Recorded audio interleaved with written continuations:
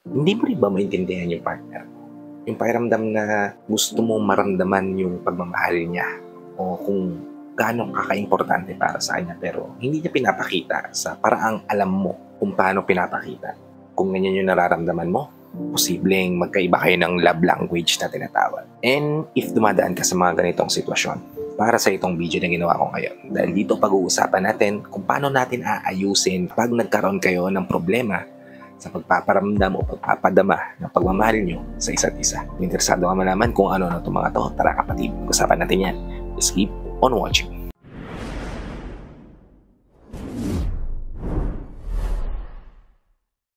Hi, I'm Gary Opimo at gumagawa ako ng mga videos na katulad nito para matulungan ka na maging best version ng sarili mo at may bigay mo yung best self mo syempre sa taong mahal mo. Kaya kung bago ka pa lang dito sa channel ko, please consider liking this video. Hit the subscribe button and the notification bell para lagi kang updated sa mga videos na katulad nito na i-upload pa natin sa inaharap. Ang hirap nga naman kasi talaga, di ba? Na yung alam natin na paraan para may paramdam sa taong mahal natin kung gaano sila kahalaga sa atin, hindi natin nararamdaman mula sa kanila. Hindi natin nakikita na ginagawa nila sa atin. Di ba? Ang epekto, parang ikaw lang yung nagbibigay, ikaw lang yung nagmamahal, ikaw lang yung nagsasakripisyo para sa relasyon. Well, in fact, hindi naman pala ganun yung love language niya. May iba lang pala siyang paraan para ipakita sa'yo kung gaano kakahalaga para sa kanya. So para maayos to, ang una mong dapat gawin, alamin mo kapatid kung ano yung love language ng partner mo. Kasi hindi lahat ng tao na-express yung pagmamahal nila the same way you express yung feelings, di ba?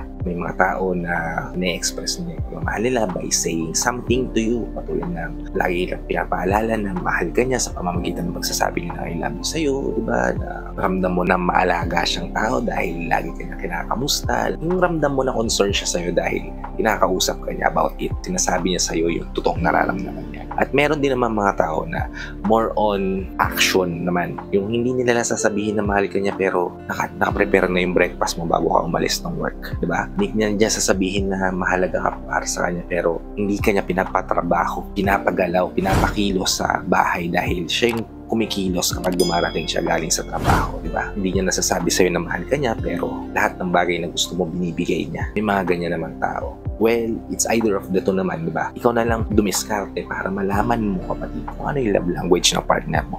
At doon ka focus. Doon mo tingnan kung mahalaga ka ba talaga para sa kanya sa paraan kung paano niya pinaparamdam yun sa'yo. Okay? Ikalawa, paramdam mo rin sa kanila na mahalaga sila para sa'yo sa pamamagitan ng love language naman nila.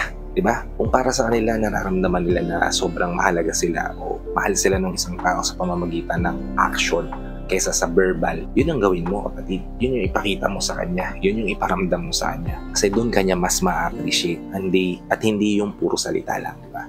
Or kung puro salita naman, puro language naman yung basis niya para maramdaman na mahalaga ka para sa kanya, yun yung gamitin mo, di ba?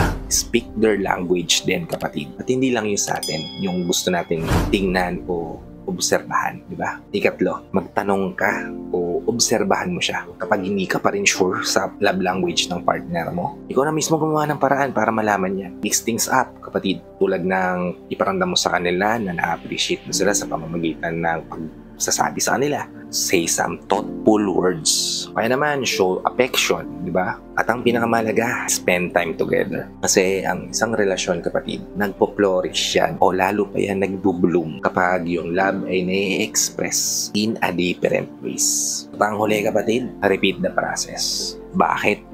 Kasi habang nag-grow tayo bilang tao, nag-iiba din yung preference natin. Di ba? Ikaw, halimbawa, mahilig ka sa matamis natin. Pero ngayon, mahilig ka pa ba sa matamis? Di ba? Hindi na. O mahilig ka sa mga pagkain may preserbatibo dati. Ngayon, mahilig ka ba sa mga pagkain may preserbatibo? Malamang hindi na, di ba? Nagbabago kasi yung preference natin sa buhay, di ba? Yung mga kagustuhan natin na nag-iiba yan over time. Kaya kailangan natin ulitin kasi baka yung preference ng partner mo o yung love language niya nagbabago din. Diba? Siguro dati ang love language niya yung gusto niyang marinig na mahalaga siya para sa'yo, mahal mo siya, diba? At ngayon yung preference niya na mas gusto niya yung kumikilos ka, pinaparamdam mo sa kanya na mahalaga siya para sa'yo, diba? At hindi mo na kailangan sabihin, diba? Kasi kahit ikaw naman siguro ganon din yung paraan mo nangyayari sa'yo kapag nag-grow ka, di ba? Na nag-iiba din yung preference mo. Na kung dati, mas okay sa'yo yung chat-chat, text-text lang kayo na I miss you, I love you, gano'n, di ba? Ngayon, mas gusto mo na yung nararamdaman yon mula sa kanya sa pamamagitan ng effort na binibigay niya sa'yo. Tama ba? Yon yung paraan, kapatid, para maayos natin yung pagkakaroon ng pagkakaiba sa love language. And I hope nabigyan ko kayo ng tips, ideas dito sa video na ginawa ko ngayon. If nabigyan ko naman kayo ng tips o ideas, please help me share this to your loved ones. Posible rin natin matulungan ng video na to para nakatulong na kayo sa kanila. Nakatulong na rin ako sa kanila. Sa lahat pala ng OFW viewers natin at sa mga viewers natin dito sa Pilipinas na walang sawang nanonood, sumusuporta, palagi nakatune in sa bawat video na ina-upload ko. Maraming salamat po sa palagian yung panonood at pagsuporta. Kung bago ka pa lang dito sa channel ko, please consider liking this video. Hit the subscribe button and the notification bell para lagi kang updated sa mga videos na tulad nito na i-upload pa natin sa inaharap. So, hanggang dito na lang mga kapatid. Maraming salamat ulit sa panonood. I hope to see you all on my next vlog. Ingat ka dyan palagi kapatid. May God bless you and always protect you. Peace. Whenever your heart is broken